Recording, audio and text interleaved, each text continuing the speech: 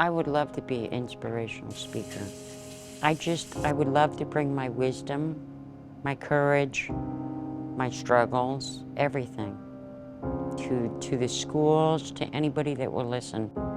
And I just want to tell my story because I think it's pretty darn awesome. I never thought I'd be here.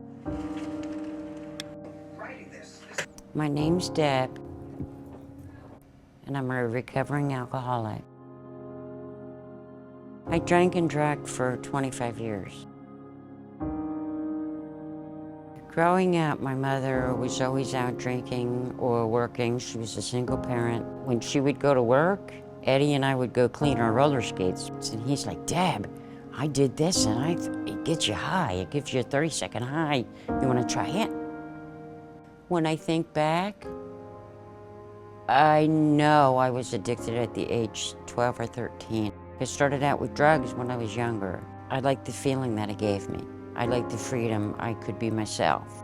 I started doing, huffing, and then we did acid a couple times when my mom wasn't home. That was in New Jersey, and then when I moved to Texas, I met a girlfriend, and we started doing meth, and that was about for 2 years.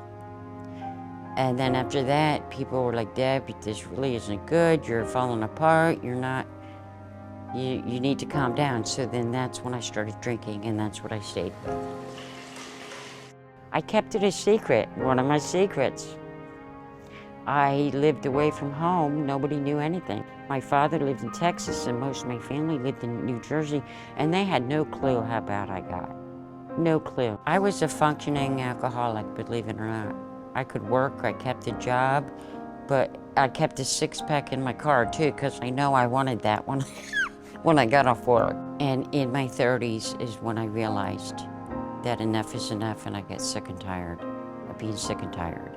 I was tired of waking up and having to reach across over to my bedstand and grab the beer from the night before, because towards the end I got bad.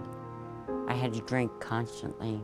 I was out of work. They laid me off here at the school district. I mean, it was bad. And I started going to AA and working the 12 steps. When doing so, I would walk over to the bar that was right next to the meeting, but eventually it kicked in. And I kept coming back, and it just got better. It just got better and better.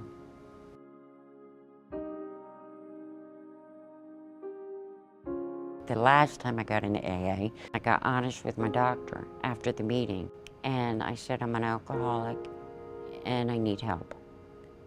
And I think I suffer from depression and I need help. Please help me.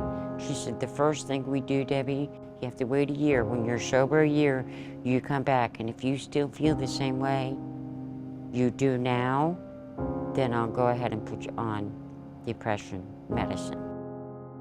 I waited the year after being sober, and I went back and I said, I still need something. It was hard for me to take that pill because I was scared I'd get addicted to it. I was scared I'd get addicted to it because I was addicted to everything.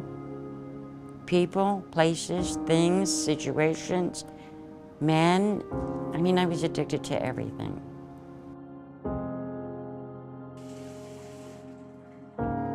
Number one, I admitted I was alcoholic and my life was definitely unmanageable. Two, I came to believe that a power greater than myself could restore me to sanity. And three is the big one. Ask God to remove all these defects of character. I went to AA my whole life, and finally it took when I was 40 years old, and I've been sober 21 years. My whole family cut me out. My son and I have been estranged for many years because he grew up with me drinking and drugging. And I have 6 grandchildren I don't even know, and they're adults now. I have to let that go. And that was hard. It took me a long time. I sat at the tables, I prayed, I spoke to people. I'm like, why is he being this way? I blame my mom for my drinking. He blames me for his whatever he's doing. If he's drinking, I don't know. I haven't seen him in, it will be 14 years in August. I don't know my 6 grandchildren. I know they've been told that I'm scum, I'm no good, I'm a drunk, I'm a needle user, I'm a, you know, everything from the past. And I understand that because I lived it. I lived it. But it still hurts. But I have to let that go if I want to continue to heal.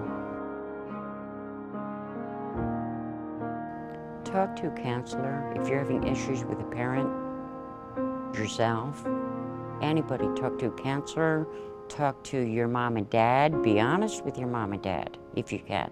Be honest, your grandparents, just talk to somebody. L-Team, Al-Anon, AA, NA. I never get rid of that last drunk. I keep that right, like you could say, in my back pocket. Because that last drunk is what keeps me sober today. I was drinking every day, I was partying every day. I didn't care if I had a kid. That happened to be my daughter. And I knew I had to straighten up. I am not gonna put another kid through this. I'm not. I refuse. After I drank everything, I said, come get me, I'm ready. Life is good today. I don't live in the past. I live for today. I stay in today.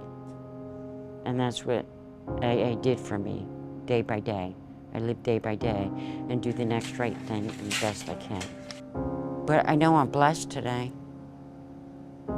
And I'm probably gonna start crying, but I mean, I am truly blessed today. It's completely The program and the 12 steps has given me everything that I ever hoped and dreamed for in my life.